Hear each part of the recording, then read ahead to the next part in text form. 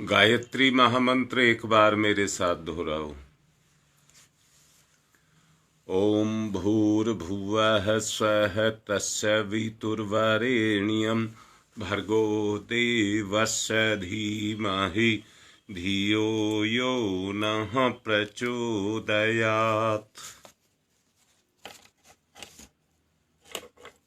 कल गुप्त साधना का अनुव्रत के रूप में अनुष्ठान दिया गया।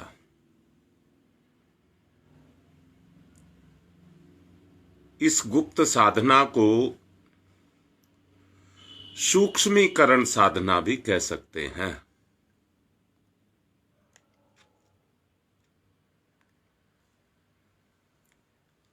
सूक्ष्मीकरण का अर्थ है सूक्ष्म शरीर से की गई साधना,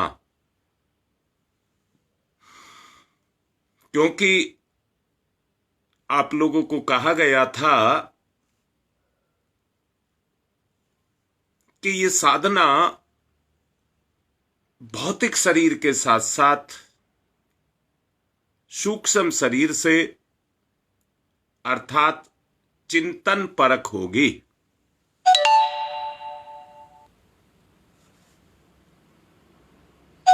भौतिक जितने भी अनुबंध थे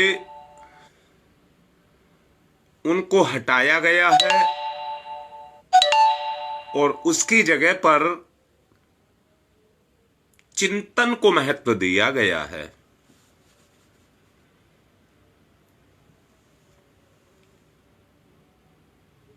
इससे स्पष्ट होता है कि इस साधना को दो भागों में बांटा जाएगा। एक काया परख और दूसरी चेतना परख। काया परख स्थूल शरीर को स्थूल वस्तुओं की आवश्यकता होती है।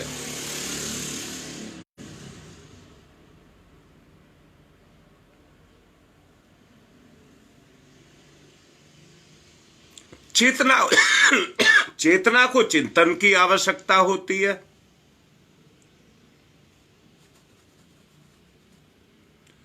काया भौतिक है, चेतना आध्यात्मिक है।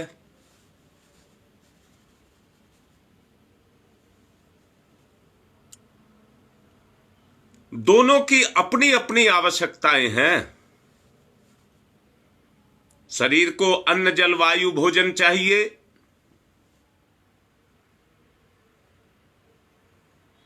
इसी प्रकार चेतना को निर्वाह का और कार्य क्षेत्र में चिंतन, चरित्र और व्यवहार ये चाहिए।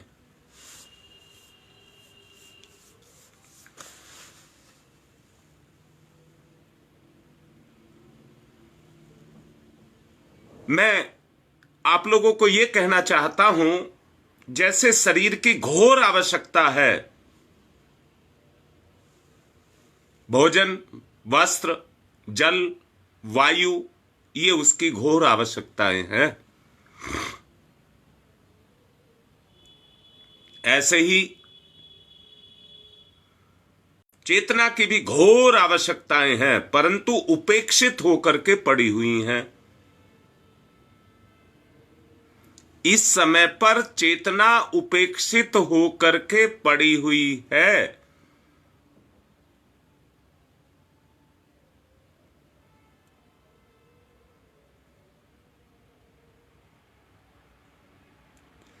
स्थिति यह है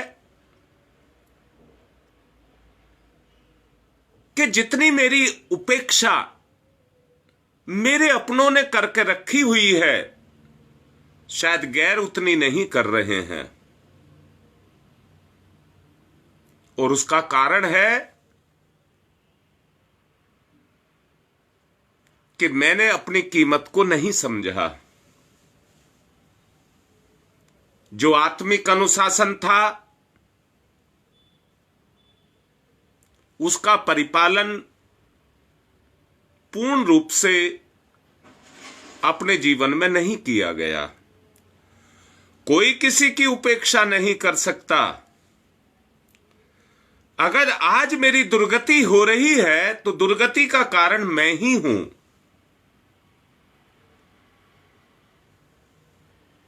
अगर आज मैं कष्ट उठा रहा हूं, रोग से ग्रसित हूं, दुखों से ग्रसित हूं, तो उसमें मेरा ही कारण है और कोई कारण नहीं है।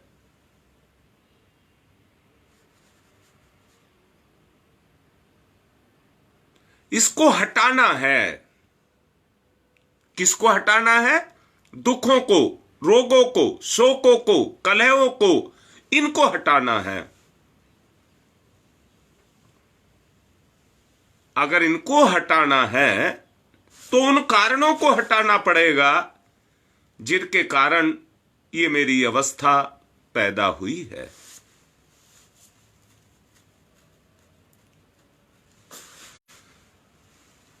शरीर को सुविधाएं चाहिए, आवश्यक है। शरीर को सुविधाएं चाहिए, मैं भी मान रहा हूं, चाहिए। परंतु बलिष्ठता, सुदृढ़ता अगर उसके अंदर आएगी तो कैसे आएगी? मैंने साधन सुविधाओं के लिए मना नहीं किया है, परंतु उसका शरीर हष्ट पुष्ट बलिष्ठ हो, सुदृढ़ हो, दीर्घजीवी हो, तो वो कैसे होगा? तो लो, सोचो इस बात को। अगर दीर्घजीवी शरीर आप चाहते हैं तो वो दीर्घजीवी कैसे बने? मैं मना नहीं कर रहा कि साधन सुविधाओं को मत लीजिए, परंतु यहां एक बात लगा देना चाहता हूं, जितना आप अपने आप से कर सकते हैं, पहले अपनी क्षमताओं को खपाएं, उसके बाद साधन चाहिए। पहले अपनी क्षमताएं चाहिए। मैंने पिछले दिनों आप लोगों को कहा था, जो करना नहीं चाहता और खाना चाहता है वो पशु है। जो करके खाना चाहता है वो इंसान है। जिसको अपना कर्म दिखता है, सबसे पहले अपना फर्ज दिखता है, वो इंसान है। अब जरा सोचो, और क्या सोचिए, आत्मा के सम्मुख यदि चिंतन परक परिस्थितियां उच्च स्तरीय रहे तो उन्हें समुन्नत होने का अवसर मिल सकेगा। समुन्नत होने का अवसर मिल सकेगा। काय चेतना परिष्कृत एवं विकास के लिए चेतना के तीनों स्तर ऊंचे उठाने होते हैं। पिछले दिनों लगभग 1 सप्ताह तक पूरा जोर लगाया गया था काय स्तर के कलेवरों को ऊंचा उठाने के लिए पूरा जोर लगाया गया था। शुरू किया गया था उपासना से, और कहा गया था जब उपासना पक जाए तो वहीं से साधना शुरू होती है, और जब साधना पक जाए तो वहीं से आराधना शुरू होती है।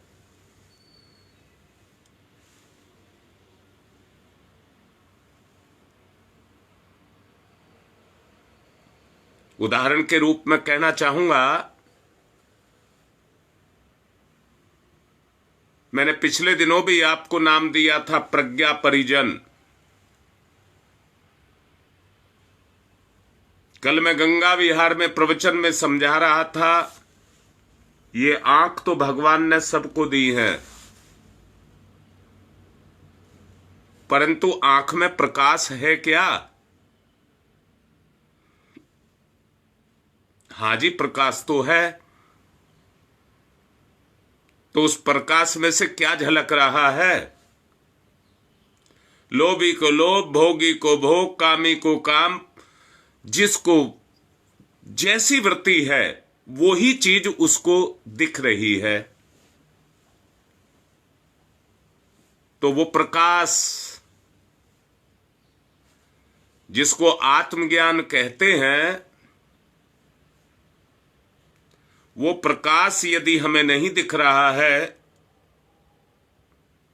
तो उस क्षेत्र में हम कैसे काम करेंगे?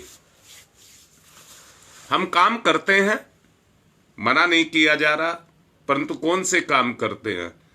सच को देखो, अंदर से देखो।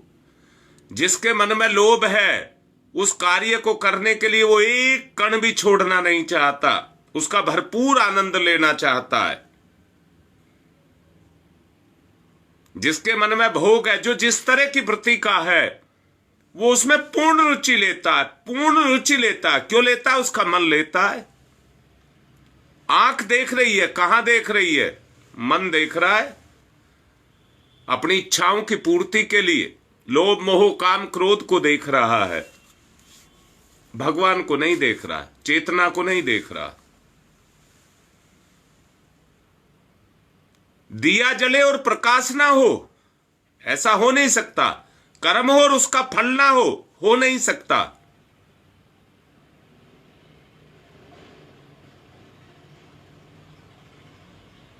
परंतु उसके लिए हमें उस तरह का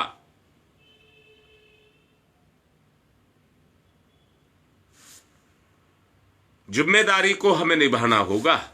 और इस समय जो आवश्यकता है, युग की पीड़ा को महसूस करिए और युग धर्म का पालन करिए।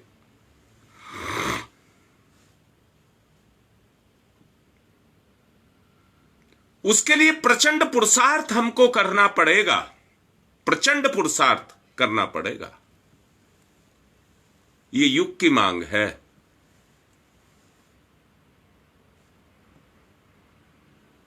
परम पूज्य गुरुदेव, उन्होंने जो सूक्ष्मीकरण की साधना की थी, वो इसी उद्देश्य के लिए की थी। अपने अंतिम समय में, उससे पहले परम पूज्य गुरुदेव ने जो सूक्ष्मीकरण साधना की थी, उनका उद्देश्य यही था कि कुछ ऐसे प्रज्ञा परिजन जन्म ले जाएं जो अगले दिनों युग धर्म को निभाएं।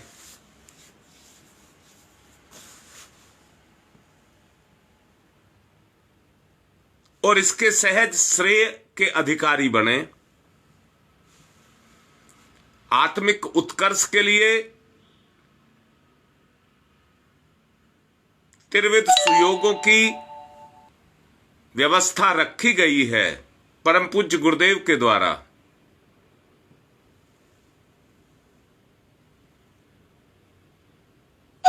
भावना, विचारना और तत्परता, भावना, विचारना और तत्परता, ये तीन जो व्यवस्थाएं गुरुदेव के द्वारा रखी गई हैं, गुण कर्म स्वभाव के नाम से इनको जाना जाता है।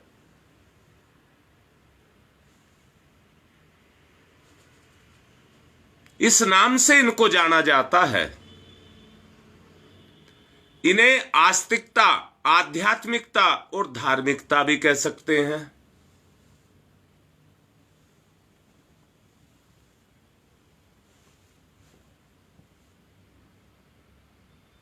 इन्हें परिष्कृत करने में दार्शनिक विधि व्यवस्था को कर्म योग, ज्ञान योग, भक्ति योग कहा गया है।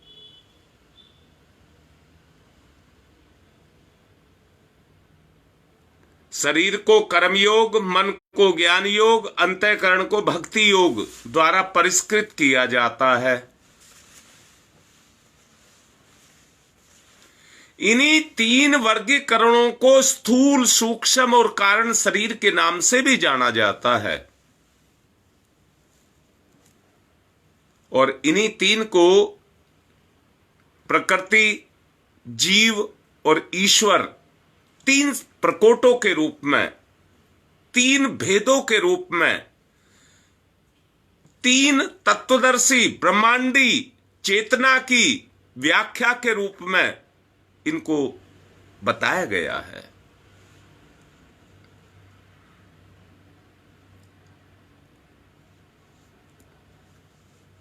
अभी आपको कहा गया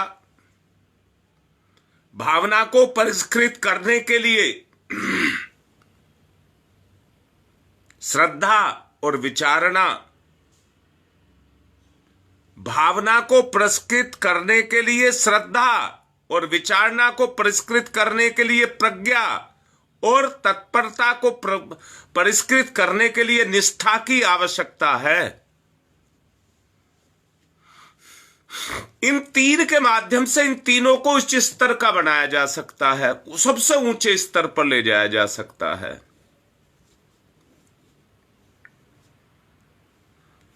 दार्शनिक क्षेत्रों में इसी प्रकार के ऊहापोह चेतनात्मक विश्लेषण के संदर्भ में होते रहते हैं। जिनके पास अधिक समय है उनकी विचारणा अधिक तीव्र है। वे अनेक दार्शनिक प्रचलों के अनुसार इन प्रतिपादनों का विस्तृत विचार विनिमय करते रहते हैं। बुद्धि विलास की दृष्टि से यह उपयोगी भी है और आकर्षक भी। जिन्हें अध्यात्म विज्ञान के संदर्भ में अधिक अभिरुचि हो, वे इन सभी प्रसंगों पर विस्तार से पठन पाठन श्रवण चिंतन मनन ये सब कर सकते हैं।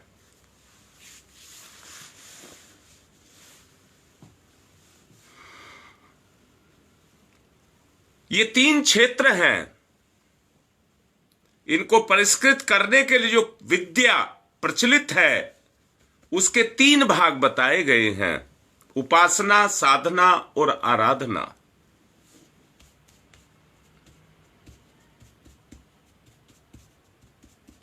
उपासना से भाव क्षेत्र को, साधना से चरित्र क्षेत्र को और आराधना से व्यवहार क्षेत्र को उत्कृष्टता के स्तर पर ले जाया जा सकता है।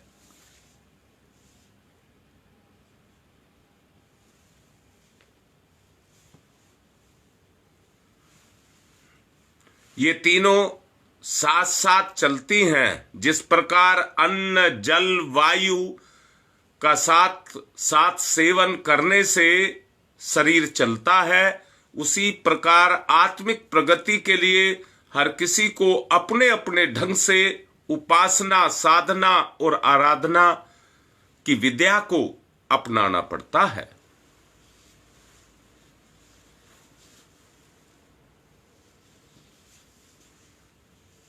एक ही परिवार में कई व्यक्ति होते हैं,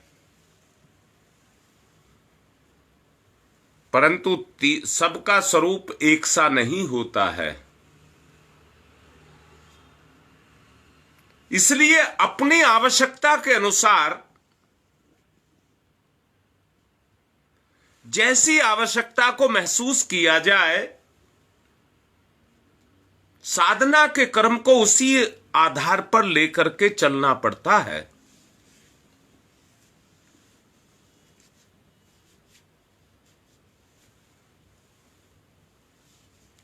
ये तीनों साथ साथ चलती हैं।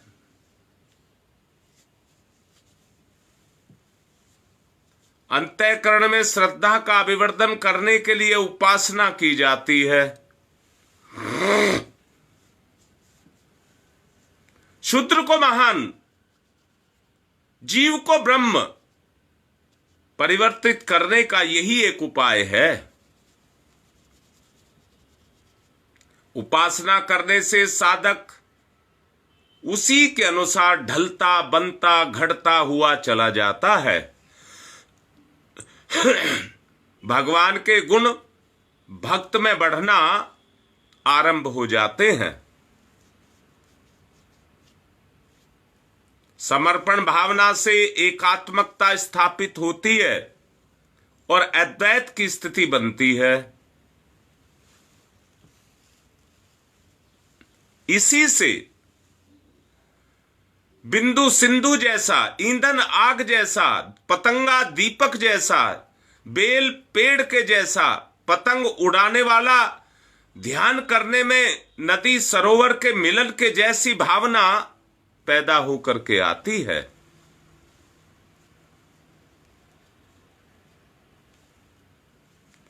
सीमित स्व को विराट तम में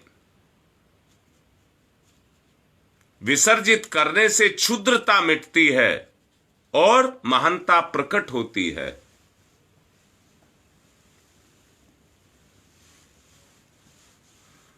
सोच करके देखो, विचार करिए। उपासना के माध्यम से आत्मा परमात्मा के साथ सघन संबंध जुड़ता है।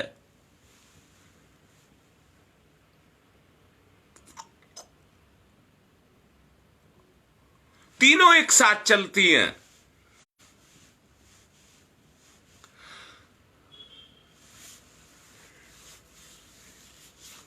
वहीं आत्मा और परमात्मा के बीच में आदान प्रदान का तारतम्य जुड़ता हुआ चला जाता है। भावना क्षेत्र में भक्ति की रस संवेदना की उमंगे काम करती हैं। एकता और एकात्मकता के लिए आत्मीयता आवश्यक है।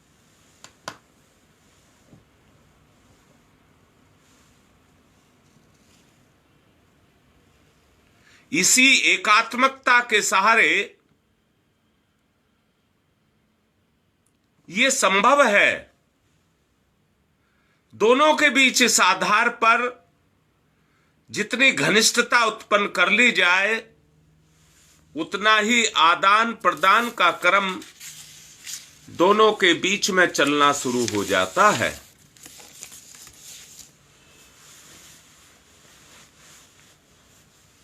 ईश्वर महान है।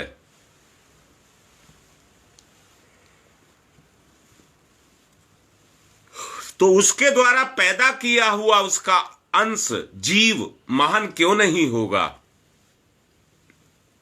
वो स्वल्प कैसे हो सकता है? स्वल्प में जितना अंश महानता का बढ़ता जाएगा, भरता जाएगा, उतना ही वह पूर्ण और समर्थ बनता जाएगा। इस उद्देश्य की पूर्ति के लिए उपासना का अवलंबन लिया जाता है।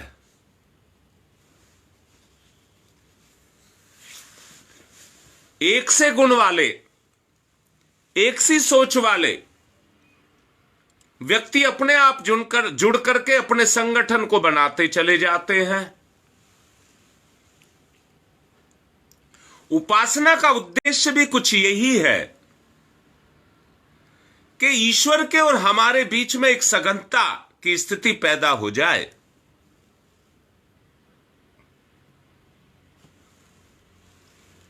जैसे जैसे वो स्थिति पैदा होती है, उपासना गुणों के माध्यम से एक दूसरे में समाना शुरू होती है। बहुत अच्छे से समझिए।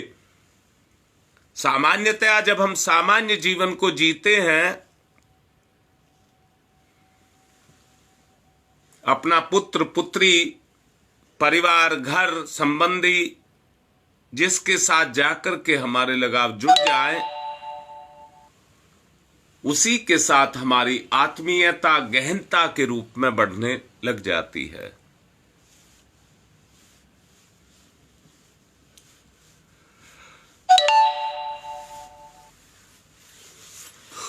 अगर आपको अपने आप को पूर्ण और समर्थ बनाना है,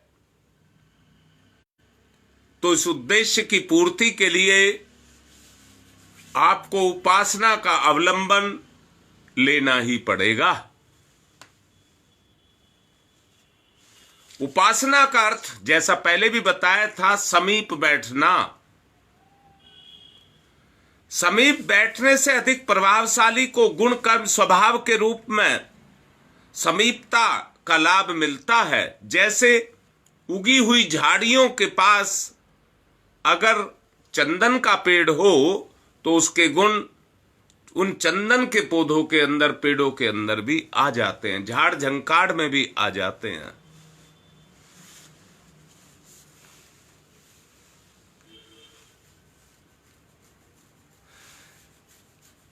स्वाति की बूंद के समीप सीप में जब जाती है तो मोती बनते हैं।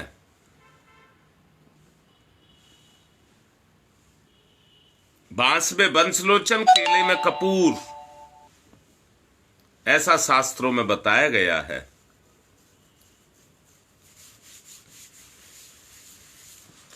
हम अगर ईश्वर की उपासना कर रहे हैं तो ईश्वरीय जो गुण हैं वो हमारी चेतना में जरूर अवतरित होंगे। एक टिड्डा होता है, हरियाली घास में बैठता तो रंग हरा हो जाता है,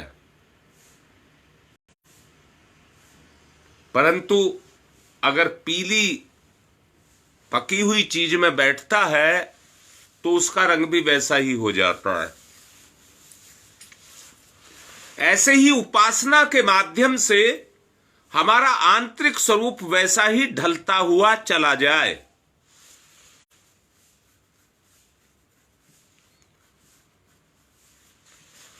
उपासना का भी वैसा ही प्रतिफल हमें मिलना चाहिए। दो सरोवरों के बीच में अगर नाली से जोड़ दिया जाए तो दोनों का लेवल एक हो जाता है। ऐसे ही हमें भी परमात्मा के साथ श्रद्धा के द्वारा एक दूसरे को जोड़ना होगा। एक की शक्ति दूसरे में अवतरित होने लग जाती है। स्थिति ये है, दो तालाबों में से जो नीचा होता है उसे ज्यादा पानी मिलता है, वो ज्यादा गहरा भी होता है। इसलिए ईश्वर से पाने के लिए, ईश्वर तो सर्वोपरि है,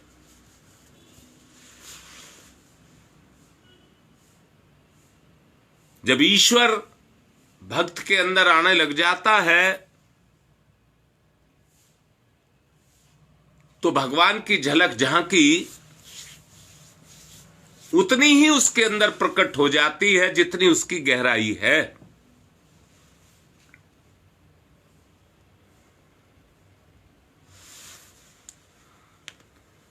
भगवान को सद्गुणों का समुच्चय कहा गया है,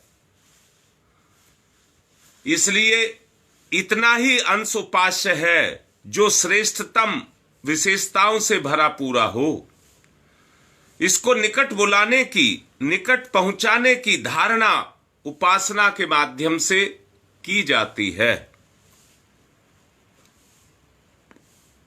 भगवान को यो सर्वव्यापी होने के कारण, निराकार होने के कारण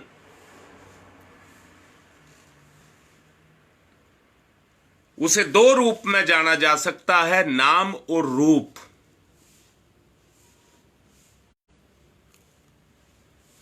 दोनों आपस में जुड़े हैं। नाम शरीर का होता है और रूप गुणों का होता है।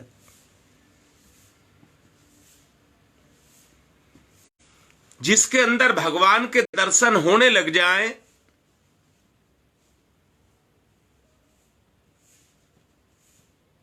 सोच करके देखिए, उसके व्यवहार में, उसके चिंतन में भगवान प्रकट हो जाता है।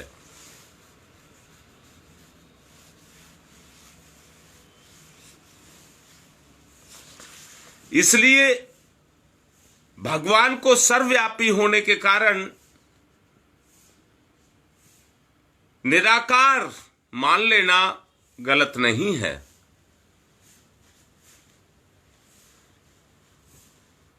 हमारे मन की बनावट ऐसी है जिसके अनुसार बिना नाम रूप के परिकल्पना एवं ध्यान धारणा नहीं हो सकती। इसलिए अध्यात्म विज्ञान मनीषियों ने भगवान के साथ में तादात्म्य में स्थापित होने के लिए नाम और रूप वाला इष्ट देव स्थापित करने का निर्णय दिग्दर्शन के रूप में दिया है।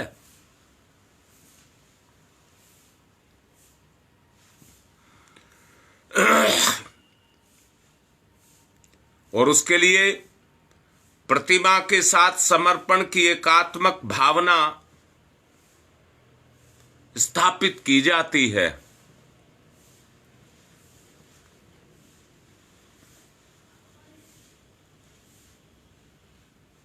और विधा का भेद मिटा करके एकात्मकता पैदा की जाती है।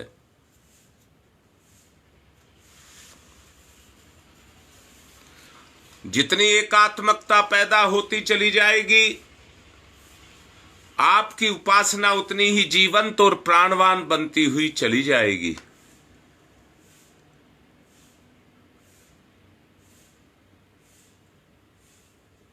सोच करके देखो, समर्पण के बिना कुछ भी नहीं है। नाम भी बार बार इसलिए लिया जाता है कि इष्ट देव निरंतर हमारी स्मृति में बने रहें, इसलिए बार बार नाम लिया जाता है। आत्मिक प्रगति का दूसरा जो चरण है वो साधना है। साधना अर्थात साध लेना। साध लेने के लिए हमें उस आधार को अपने जीवन में अपनाना पड़ेगा जिस पर चल करके ईश्वर का दिग्दर्शन अपने आचरण के अंदर होने लग जाए।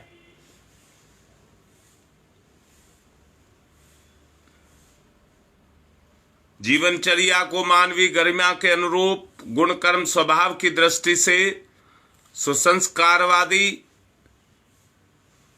बनाना और संक्षेप में यही है कि वे सामना करें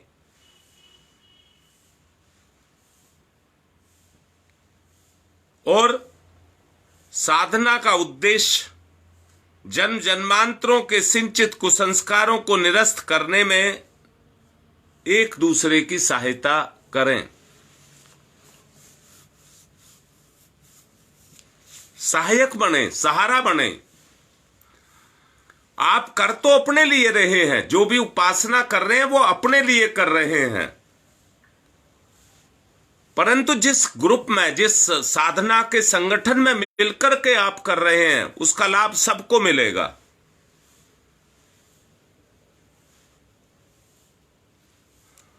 साधना का उद्देश्य जन्म जन्मांतरों के सिंचित कुसंस्कारों को मिटाना है। देख लीजिए,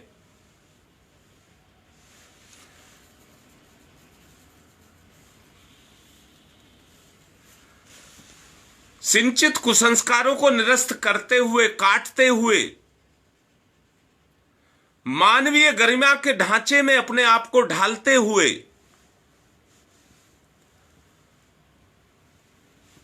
हम अपने आप को ऊंचा उठाते हैं। अन्यथा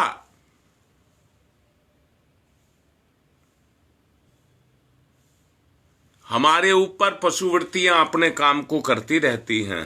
साधना की औपचारिकता पूरी होती रहती है परंतु उसका लाभ कुछ नहीं होता।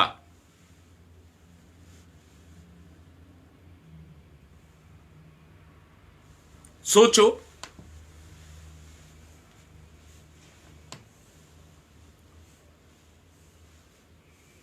मैं एक बात और समझाना चाहता हूं। जो भी उपासना की जाती है उसके द्वारा जो तपोबल पैदा होता है, जैसे सारी नदियां पर्वतों से निकलती हैं और एक सागर में जाकर के समा जाती हैं, ऐसे ही ये जीव भी परमात्मा रूपी सागर के अंदर जाकर के समा जाता है।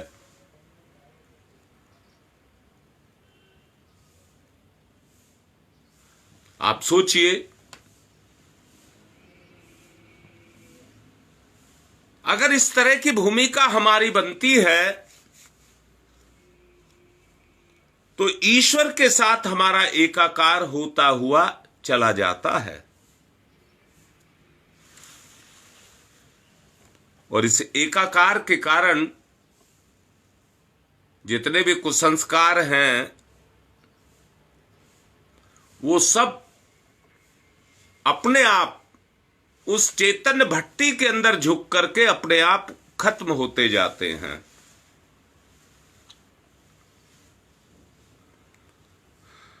संक्षेप में इतना ही कहा जा सकता है, साधना का उद्देश्य जन्म जन्मांतरों के सिंचित कुसंस्कारों को निरस्त करना और अपनी आत्मिक चेतना के रूप में अपने चरित्र का निर्माण करना।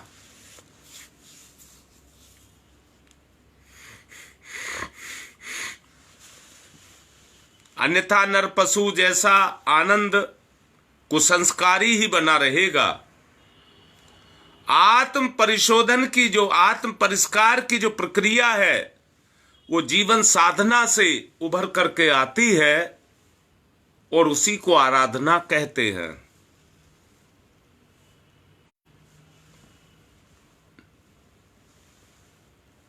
उसी को आराधना कहते हैं। मंदारी रीछ बंदरों को सिखा करके नाच दिखाने योग्य बना लेता है।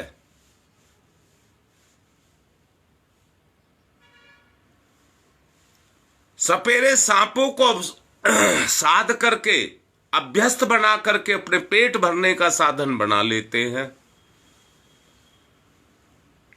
बिना सिखाए तो बैल घोड़े ऊंट अपने काम में नहीं प्रयोग होते। गांव में इनको पहले हिलाना पड़ता है, उस कार्य को सिखाना पड़ता है, उससे परिचित करना पड़ता है, तब ये हिलते हैं।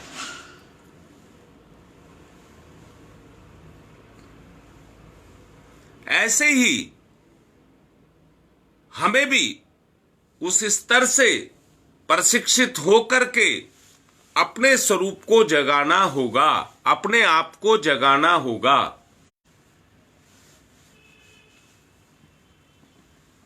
इसके लिए ही आत्म परिष्कार की जीवन साधना करनी पड़ती है।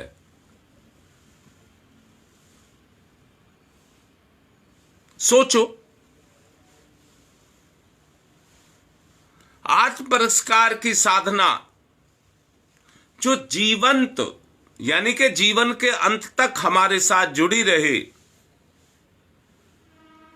साधना के माध्यम से कितनी शक्ति को हम संगठित कर सकते हैं।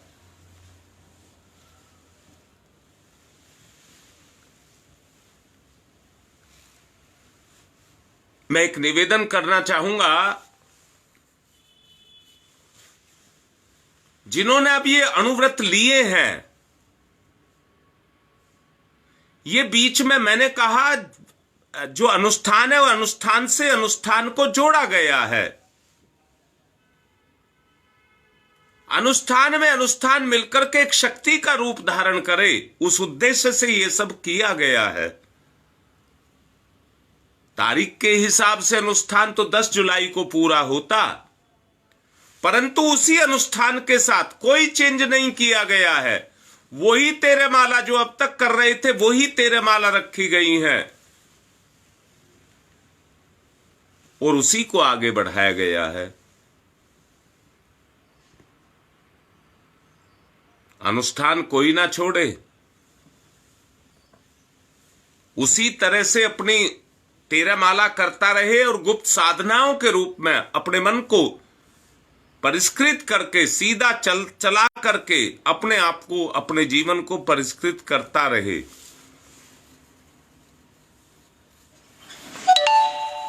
दोबारा से निवेदन पूर्वक कह रहा हूं, किसी को साधना नहीं छोड़नी है। नए परिजनों को जो मिलाने के लिए इस कार्य को शुरू किया गया है और अणुव्रत के रूप में शुरू किया गया है। इसलिए अपनी सब भागीदारी रखिए।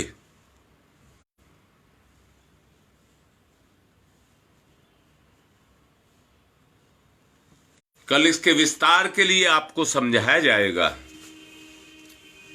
गुप्त साधना के, सूक्ष्मीकरण साधना के विस्तार के बारे में आपको समझाया जाएगा।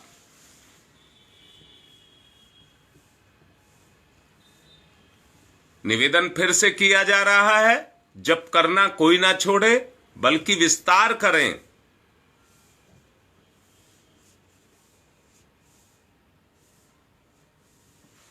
ऐसी उम्मीद सबसे करते हुए मैं आज की बात को यहीं पर विराम दे रहा हूं और आशा करता हूं कि सब उसी स्तर से अपने काम को करते रहें।